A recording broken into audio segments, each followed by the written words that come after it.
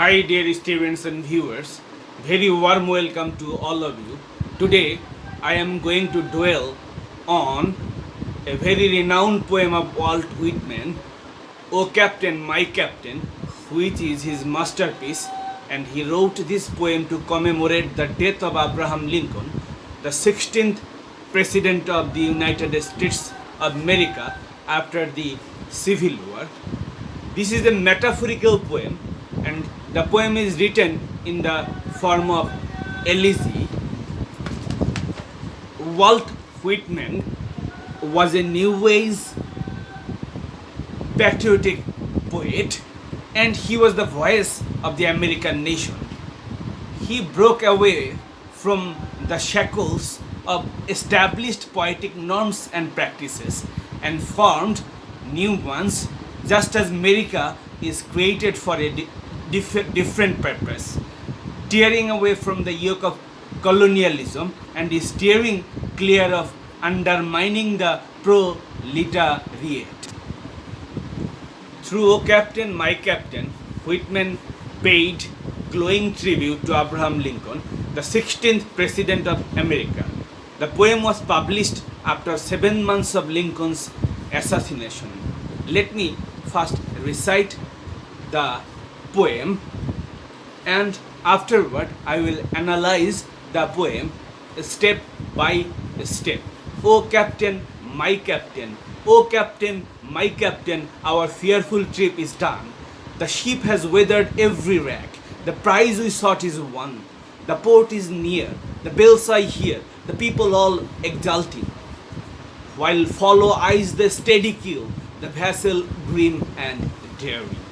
But oh heart, heart, heart, oh the bleeding drops of red, where on the deck my captain lies, fallen cold and dead. O Captain, my Captain, rise up and hear the bells. Rise up, for you the flag is flung, for you the bugle trills, for you bouquets and ribbon wreaths, for you the shores are crowding, for you the call, the swaying mass, their eager faces turning. Here, Captain, dead father, this arm beneath your head, it is some dream that on the deck you've fallen cold and dead. My captain does not answer. His lips are pale and still. My father does not feel my arm. He has no pulse nor will. The ship is anchored safe and sound, its voice closed and done. From fearful trip the victor ship comes in with object one. Exalt to shores and wing O bells. But I with mournful tread walk the deck my captain lies, fallen cold and dead. This wonderful poem denotes the poet's deep sense of sorrow at the unexpected death of the great leader, Abraham Lincoln of the United States of America.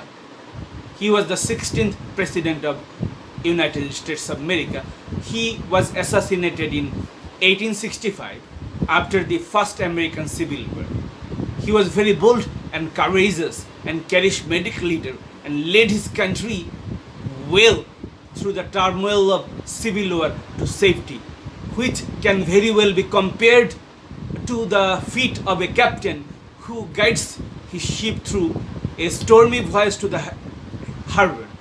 He defeated the Confederates of the southern states of America and thereby preserved the national integrity and sovereignty of the United States of America, making it secured from external and internal dangers. Lincoln was the father of American nation, and it is very true that Walt Whitman never met Lincoln in his lifetime.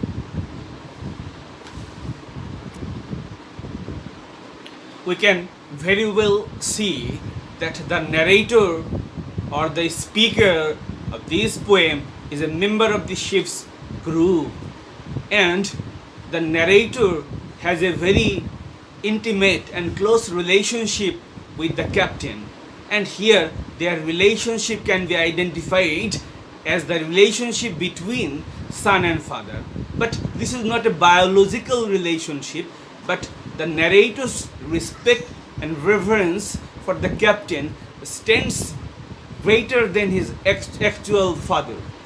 And in this poem, this is a poem of 24 lines, and there are 8 lines stanza in this poem, and we see mixed emotion or change of mood after every 4 lines from stanza 1, and we see that this change of mood or the change of emotion is happened with the word, especially after the first 4 lines with but, and we see in the first 4 lines there is the celebrations for victory, and the next 4 lines we see the sadness for the death of their captain.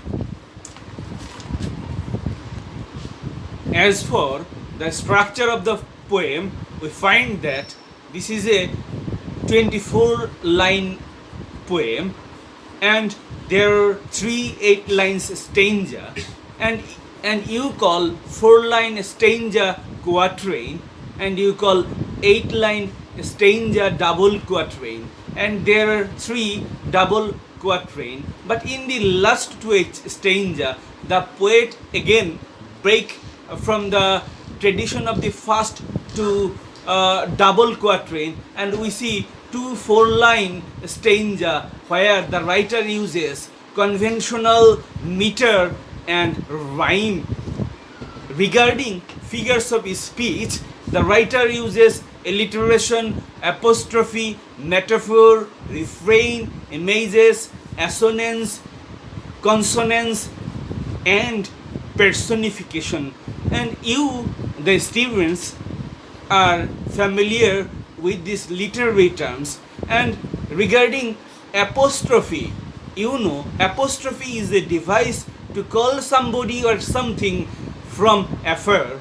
And here, the narrator address, "O Captain, my Captain," and the phrase of "O Captain, my Captain" expresses the narrator's love and attachment with his captain. And you find symbolic use of captain, sheep, and voyage in this poem. And the captain symbolizes Abraham Lincoln, and the sheep symbolizes the United States of America, and the voyage symbolizes the Civil War. And the voyage symbolizes the Civil War of America. The poem is written in heroic couplet, and the meter is mainly iambic. And if you find out the rhyme scheme, you will get that the rhyme scheme is AA, BB, CD, and ED. And 18 poems were written with the background of the first Civil War of America. And this very poem, "O Captain, my Captain," has gained huge popularity across the globe on account of its artistic merit. And let us now read the poem again and see some of the literary terms used in it, and also see what the writer wants to say by this poem. In the first 4 lines we see, "O Captain, my Captain, our fearful trip is done. The ship has weathered every wreck. The prize we sought is won. The port is near, the bells I hear, the people all exulting. While follow is the steady keel, the vessel grim and daring." And you see the mood of the shore exulting. This means that all the people are eagerly waiting for the captain to arrive at the shore. They have decorated the shore with flowers. They are playing music with the use of trumpet and other instruments. And this is all very gay and very joyous picture. And but in the next four lines we see, but oh hurt, hurt, hurt, oh the bleeding drops of red, where on the deck my captain lies, fallen cold and dead. And we see the mood on the ship is gloomy and mournful. The captain lies dead. There is no sound, no voice, only the crying is heard.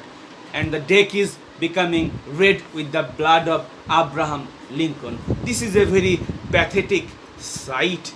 And in these 8 lines, we see the use of metaphor in the first line captain, and the second line ship, and we see the use of image in bleeding drops of red, and we see the use of image here again on the line cold and dead at the end of the first stanza. And we see the bond between the captain and the crew in the line, oh the bleeding drops of red. And in the second stanza, oh captain, my captain, rise up and hear the bells. Rise up, for you the flag is flung, for you the bugle trills, for you bouquets and ribbon wreaths, for you the swords are crowding, for you they call the swaying mass, their eager faces turning. Here we see the narrator is asking the captain to rise up from dead, and here the people people rejoicing, jumping and shouting, and they're decorating the shore with everything.